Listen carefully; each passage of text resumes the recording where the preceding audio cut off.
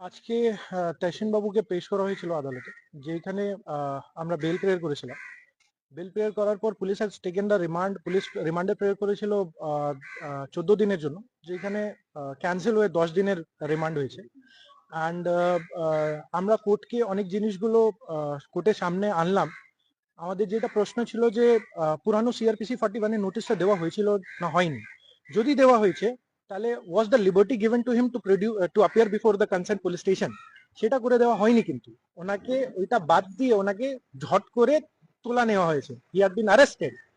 তাহলে ওই জিনিসের পর আমরা কোর্টকে জিজ্ঞাসাবাদ করলাম, কোর্টকে আমরা প্রশ্ন তুললাম বা কোর্টের সামনে নিয়ে এলাম জিনিসটা, যে অর্নামেন্টস গল্প করছে পুলিশ, যে অর্নামেন্টস ওনার পজিশন থেকে সিজ করা হয়েছে, সেই অর্নামেন্টস এর কাগজগুলো ওনাকে লিবার্টি দেওয়া হয়েছে প্রডিউস করার জন্য বা না। তাহলে সেইটা মোস্ট প্রবলি করা হয়নি। ইনস্টিড অফ দ্যাট ওনাকে সোজাসুজি অ্যারেস্ট করে ওনাকে নিয়ে আসা হয়েছে বিফোর দ্য কোর্ট। আচ্ছা, দেখা যাচ্ছে যে ওকে গ্রেপ্তার করার পর ওর বাড়িতেও পুলিশ তল্লাশি চালিয়েছে এবং বেশ কিছু ফাইল টাইল পাওয়া গেছে। ইয়েস, দেখুন, তহসিন আহমদ ওয়াজ আ প্রফেশনাল ট্রেড স্টকার।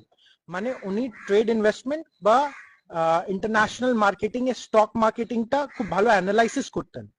সেইটার ভিত্তিতে উনি একটা কোম্পানি চালাতেন।